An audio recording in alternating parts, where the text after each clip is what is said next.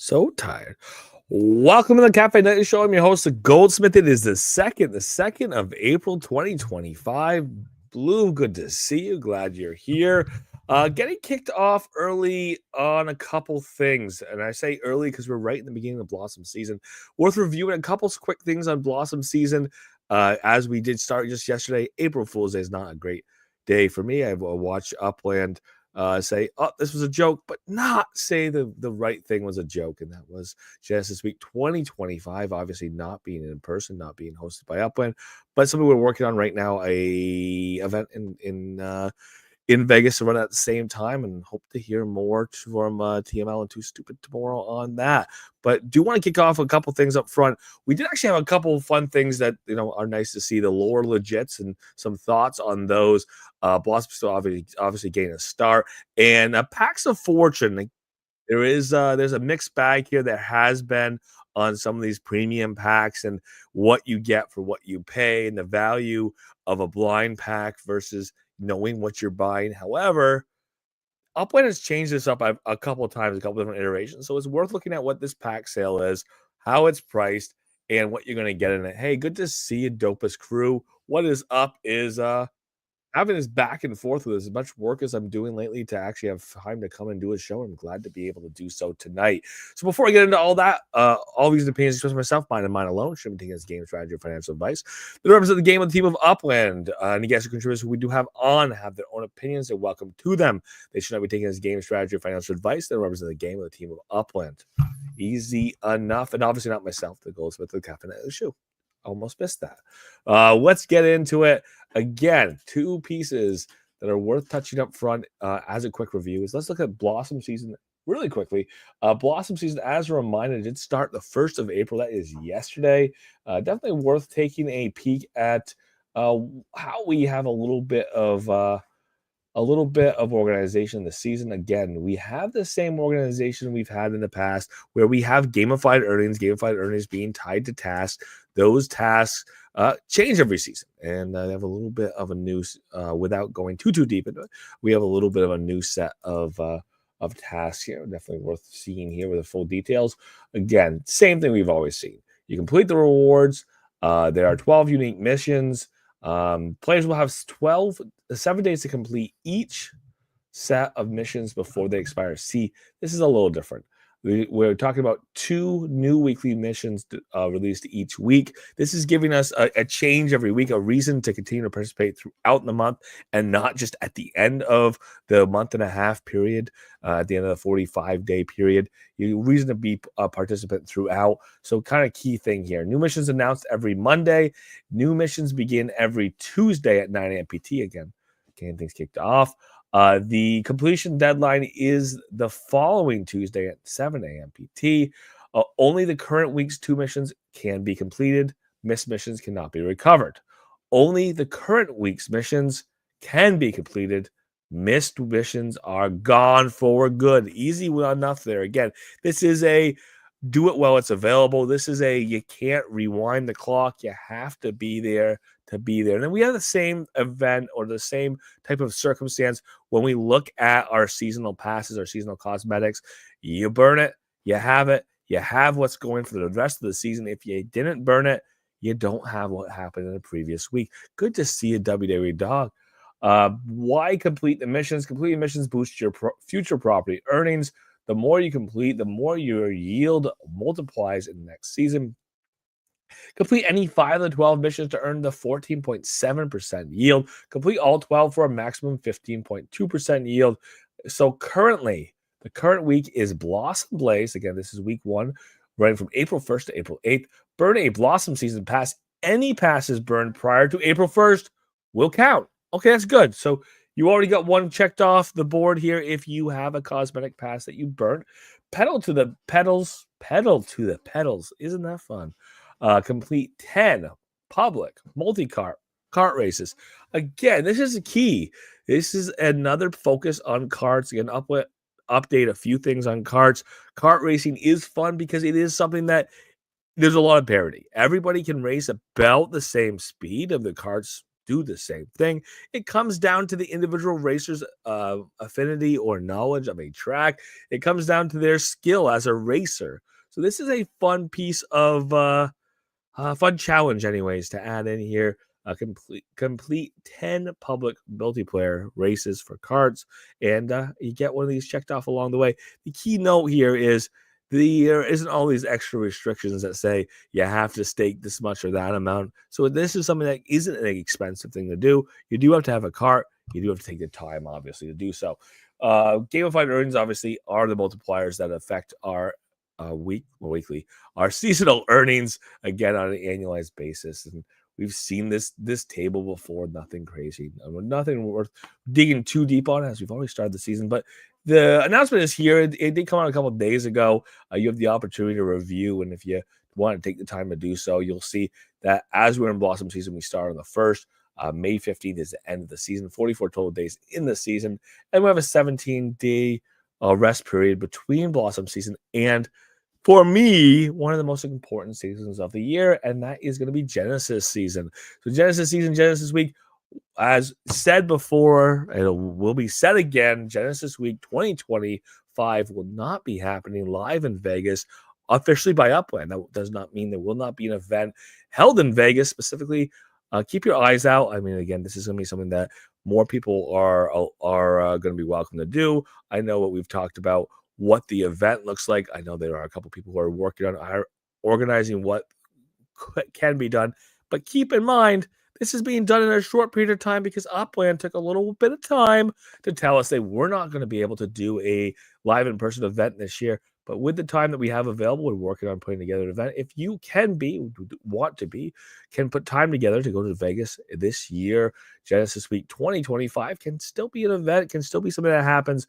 Again, look at it as player run, look at it as community run. We had an event in Philly this year, not that big. But we have an opportunity for people who are planning to go to Vegas anyways, who are taking the time off, who looked at Genesis Week as a good opportunity to meet with other Uplanders, to, kind of do the same thing that would have happened otherwise, but maybe with a little more focus on seeing the other Uplanders, spending time with Uplanders, and again, just having fun in Vegas. So it's something to watch out for. If you haven't made those plans yet, there's still time to do so, and more details will come in the not so distant future. Blue jumping in this season, the task must all be completed. They took away the option to not do one of them and still get okay. So you're saying that you could skip one or two and still get the max 15.2. Yes, they did have that in previous seasons. All 15, because there's a total of 15, all need to be completed in order to get the 15.2. I have numerous complaints. I don't know if all need to be completed. You can still get the benefit of the at least as far as I'm concerned, complete 12 tasks, get the benefit of the 15.2 times multiplier, but you don't have to get all 12 done. I will take the multiplier 14.7 times earnings, or the 3 times multiplier at 5 tasks, and stop just there. I know the idea of it's a little daunting to complete all the tasks that Upland throws your way. But this is something that, again, is a stretch goal. The 15.2% earning is really a stretch goal. Not everybody's going to be able to do it, but it's nice. It's nice to have a variety of tasks along the way to get to the 14.7% annualized rate earnings for next season, for Genesis season. Blossom gamified earnings obviously started yesterday. They'll be running through the season. The racing is kind of cool. There's a race series this season. We've had them in before, but do you want to get into the real pieces here? And again, the real new pieces. Fortune smiles upon you. We're unveiling packs of fortune and evolution of the property bundles we've previously had for you. These property packs have higher value than the ticket price, in many cases nearly double the pack price. So we got to be careful with the way we do definitions. Properties are minted in UPIX. It's right across the board. That's the way properties are minted. That is what their establishment value is.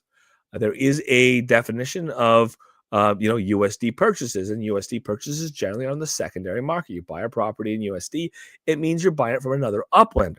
generally speaking, the market for the USD prices and the UPEX prices, they're different markets. There's some things, some areas that in USD do particularly well. So you have a USD to UPEX ratio where it looks not parity, but where it looks better than it does in other places. So it's not fair to necessarily say there is a direct exchange rate between the two, but it is fair to say that 1,000 UPEX is not equal to $1 USD as far as the majority of the markets in the game of Upland are concerned. So saying that you're getting 2 times your value, you're really buying a property pack in USD. You're getting properties in UPEX, and UPEX values, and the UPEX values is a better exchange rate than $1 USD to 1,000 UPEX. Two caveats are you're not choosing where your properties are, so it could be a randomized property that you may or may not be interested in. And then the second thing is ultimately, in many cases, these are properties that have been unminted for one reason or another, and they're sitting there with people having chosen not to mint them. So do they even have the value of the UPX value for mint? Because again, 1,000 people and 10,000 people had the opportunity to mint this property and chose not to do so. The little bit of discount you get obviously makes it an incentive to pick up the properties and again, potentially expand your portfolio at a reduced cost. We're excited to unveil Packs of Fortune, a brand new series of high value property bundles designed to help uplanders supercharge their portfolio. Inspired by legacy bundles and optimized for today's strategic players, these bundles offer exceptional value and a real chance to boost your net worth fast. Again, if you wanted to boost your net worth in terms of UPEX properties, you could spend USD, get a higher amount of UPEX properties or properties that have a higher UPEX value, and sell into UPEX. That is the fastest way to increase your net worth in UPEX. Again, most bang for the buck depends. It depends on what market you're buying into and buying out of. But if you're looking at collecting properties long term, you don't care where they are. You want to, capitalize on what's easy and roll the dice that you get some sweetener along the way. These can be fun. So some people do enjoy these. Again, you can look at it as a little bit of a gamble, a little bit of a chance, and sometimes it gives you the opportunity to discover neighborhoods, discover areas that you yourself would not have chosen to be a part of previously. So it's kind of fun that these packs do exist, even if some of the values are questionable. Each pack of Fortune features properties in the Washington, D.C., a city with that is rich with opportunity. Every pack contains a random property that's worth more than the purchase price, often significantly more. So notice it says is worth more, often significantly more. It means that some will be worth quite a bit more than the mint price. Some will be worth a little bit more than mint price. In many cases, properties are valued at nearly double the pack price. Again, keep in mind if you buy into USD market in many cities and then you sell those same properties into UPEX, you are going to see in many cases that you're getting 2,000 to 2,500 UPEX for every dollar spent. So that double the price, maybe that's not really a fair assessment as being market value. Obviously, it is better than spending $1 for 1,000 UPEX worth of property. Registration opens on Wednesday, the 2nd of April at 9 a.m. PT. Sale starts Thursday, April 3rd at 9 a.m. PT. So there's a few different packs here. The Fortune Pack Bronze, $20. There are 800 of them total. You get one random Washington, D.C. property, a 10% chance of receiving a collection property. Again, collection property does have that extra enhanced value above and beyond mint price. When Upland's talking about they almost double the value, they're talking about mint price. They're not talking about the added value of those properties. You get a collection property, there's an added value to those properties in and above what the mint price is. Fortune Pack Gold, top tier potential with the highest reward chances. Gold is strategic choice for serious expansion. $100 to 300 of those packs available. One random Washington, D.C. property, 15% chance of a collection property. Again, $100 means you're going to get a valuable property. It might be in a more expensive neighborhood. It might be in an area where it's not as expensive, but it's just a big property. Again, $100 is going to get you over 100,000 UPX worth of property. It doesn't guarantee that it is going to be in a great neighborhood. It doesn't guarantee that it's going to be a giant property, but the UPX value will be over 100,000, could be close to 200,000 by Upland's metrics here. And again, the 50% chance of receiving a collection property is there. And yes, we did skip silver. I skipped silver for a reason. More value, more potential. Silver strikes a balance between affordability and opportunity. And that's what we're looking at here in the middle. $50 USD. Look at that. They kind of split the difference, right? 100, half of $150. 400 of those available. One random property in Washington, D.C. 12% chance of receiving a collection property. But it's a $50 property. That one $50 property may be a 50,000 UPX property. It may be close to 100,000 UPX property. But it's a lot of money to put into one property. If I had 100,000 UPX that I had accumulated, earned over the period of time prior to that city release, and I wanted to spend on property, I wouldn't think as hard about spending that money at this point, that UPX, as I would with $50. So again, it's your choice. It really does come down to, some people enjoy this method of buying properties because, it surprises them. They get a property that they weren't expecting to see. What I don't see here in these bundles, I see a lot of USD getting thrown around, but I'm not seeing those sweeteners. And again, that was kind of that incentive that really made people go and buy these packs to begin with. It's because there's this ridiculous sweetener in there. There is a landmark potentially, or there is a property that people know is worth $1 million or $2 million UPX, and they're only paying 100,000 UPX for the bundle. And maybe I'm that one lucky person. That's been that incentive in the past.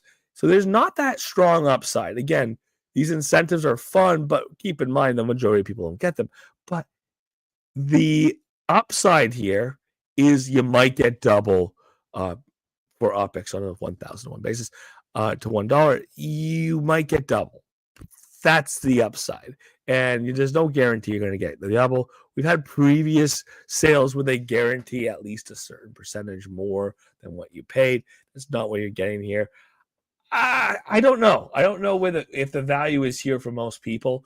I know that you still have the opportunity to go onto the secondary market, buy from another player who has a property that they purchased. You buy a very specific property, one that you know the address, you know where it is, you know what neighborhood it is, and you know the size of that property. You spend USD at a lower rate than you would be able to spend UPX on, and you buy that property if you choose to do so. Or if you have UPX and you don't have USD, like a lot of players at this point, you can spend that UPX to go and buy a property that you want to buy in the secondary that meets the things that you want it to meet. And maybe you're not getting a discount on it, but if you bought it in USD, you probably would. So keep that in mind. Again, there is no shame in people wanting to just do these packs and buy these packs and just to see what they get. It could be fun. It could be a fun way of discovering a new neighborhood. That 50% chance of a collection property. It's a way of picking up collection properties where many collection properties aren't sitting on the market. But it is also something that you could replicate by going and shopping the market on USD as well. So just both options are there. Both strategies are there. These sales will continue to happen. I like when they have sweeteners. I know those sweeteners, again, only benefit a few or a small number of people, but they're fun. They're fun to see those landmarks, and maybe I have a chance, right? Maybe I have a chance of getting that landmark. We also had this update on Lore Legit. So we can go back and review Lore Legit a little bit. Lore Legit's kind of announced a little earlier that they were going to be part of the season. We kind of got our first owners of Lore Legits, which haven't received their Lore Legits yet, but they will be getting them. The update today in live updates, Lore Legits update. We're putting the final touches on episode number 1, Lore Legits, and they'll be landing very soon. Everyone who registered for Mars can expect to see their legit in their wallets first thing tomorrow morning. PT, appreciate your patience. The first chapter is just the beginning. So yesterday there was this April Fool's joke. April Fool's joke was registered to go to Mars. You register to go to Mars, and you don't go to Mars. It's an April Fool's joke. We have them. We had them for Bermuda. Bermuda ended up being a real April Fool's joke, but there ended up being a sweetener for those who chose to go to Bermuda. You get a little reward. It's kind of fun that was the way they revealed the April Fool's joke. Yeah. I mean, maybe you were tricked a little bit. Maybe you really hoped that you were going to Mars. You were one of the first. Maybe that was something that you banked on, you hoped for, but no. That's not what you got. But you got something instead. And that what you got instead was you were one of the first, or you'll be one of the first to get these lore legits. And the idea of the lore legit is kind of interesting. It's the idea that the game of Upland is putting out something that was what Block Explorer's previous were to a degree, but with a little more detail. So the idea of Block Explorers is if you keep track of what Block Explorers were available at what time, and you look at the series and you look at the date released and the circulation, you know a little bit about where they sit in the game of Upland. You should say, okay, this Block Explorer was from Halloween 2022. This is a rare Block Explorer because there's only so many of them. But, the story is not really inbuilt in them. And that's what these lore legits are. It's kind of like these comic strips where there's a story being told on a little rotating legit card. And ultimately what it is it's a little way to keep track of where we are in the game of Upland at this time. And it could tell a small story moving forward with relative rarity. And with the idea that, again, people could collect these. There's a reason to be collectible. Just think about comic books. Think about other collectibles. There's something that you can, tie some story to, whether or not there's a physical form to it. So it's kind of cool. But I want to stop and pause and look at something really quick. And what I want to stop and look at really quick is what this legit represents. So the legit represents Upland putting out another series, another set of legits, that are kind of built around this concept that Block Explorers were, which was, commemorating different things that are happening in the game. And, Upland can sell these and have sales, and people can earn these potentially, and they can use this legit as a method of marking time in the game of Upland. However, we also can look at the fact that we're talking about legits as being things that could eventually be produced by players. This is something that was discussed over a year ago. And instead of having this entire new class legits come out that are, put out by Upland, and maybe they could do some tie-in with players, but that are put out by Upland and are going to be something that are going to be out there used by the game of Upland to tell the story of Upland, maybe now would have been a good time, or maybe we could have been moving closer to having legits made that are UGC. Players could be telling the story of Upland. Players could be composing the story of Upland through the legits that they chose to put out. They could be telling the story of their journey. They could be telling the story of the overall game, and put that out for everybody to view, everybody to see, everybody to read, and again to promote what they're doing in the game, as opposed to a story of this season to that season. Again, no discounting that this is a fun idea. That it's nice to see that we could build into this happened this season. Again, if we wanted to say, here's the winner of Sprocket Wars this season, you want to have a legit that says that, and in 5 years it'll be a part of the history of the game of Upland. That's kind of cool. I like it. I like the idea of it. But again, I really like the idea of the UGC, of the player design, the player built content in the game. This is something we've been talking about for years. Every piece of these, we get a little bit of a discussion of, oh, this is coming, and then 2 years later, we still don't have it. We just have another iteration of what that could be, or how we could have players integrate in there. Take a look at some of the comments. Anyone who wants a good bundle should offer me 21% mint in USD. Yes, Blue. Yes, there are many, many neighborhoods, many, many parts of the game where you could be getting certain properties at as low as 20%, aka about 5,000 UPIX worth of property for $1. That is specific properties, that is specific people, that is specific areas in the game. But absolutely, there are properties that are valued about that low. So that, as I kind of put that there gently, there is more value to be discovered if you are buying the secondary in USD from motivated sellers or sellers who want to get some USD out, who are selling properties that they don't value highly. But again, if you didn't care what property you were getting in the first place, because you don't care that much when you're buying a bundle, you do have the opportunity to scour the secondary market and find a property you do want and spend some USD picking it up. And one player is going to get some USD that they're happy to have, and you're going to get a pretty good value, a pretty good value if you were to compare that to the bundles, if you were to compare that to buying UPIX and then spending that UPIX on the secondary. Cheese, there is no chances, only Zool Goldie. Yes, there's no chances. So there's no chance to get the super special. This is your landmark, because there aren't in there. And then obviously Zool. It's always Zool. I see the feet. They're there. They exist. Oh my gosh, their feet. Trees, good to see you. Blue, glad you're here again. Thank you for being here. So that's a key piece here. I want to kind of wrap that back in. Lore legits again. This idea that we can do more with legits. Uplands talked about UGC legits, spending Sparklet to, again, essentially burn Sparklet in order to mint your legits. This has been, again, 18 months in the making, not happened yet. So this is something that we can see this process of. It's nice to look forward. It's nice to see things that could happen. It's nice to see iterative. Upland put in this version of legit, that version of legit. But if we're going to do a UGC, let's see UGC. Let's see the next iteration of this coming over to UGC. It's nice that we're going to have the ability for players to make limited cars. They can earn the right to do so, to mint limited cars that they're going to be able to sell, manufacture in their factories. A lot of fun. It is great to see. It is great to hear. It is nice, again, but it is something where these things have been promised for a while, and it would be nice to see some of these come back around full circle.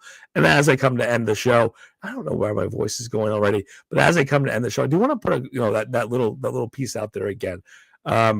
This is the beginning of Blossom season. When we get into Blossom season, I'm always already rolling down the hill. The first week of April, I'm rolling towards Genesis Week 20 of whatever that year is. 2 years ago. 2 years ago? Yes. 2 years ago was my first opportunity to go to Genesis Week live in person. 3 years ago, I went to NFT NYC instead. I wasn't able to go to both. But for 2 years ago was my first live in person Genesis Week. As soon as we knew about it, we got the tickets, get it going. That was in the end of February, beginning of March. Last year, same thing. March, get the tickets, get excited.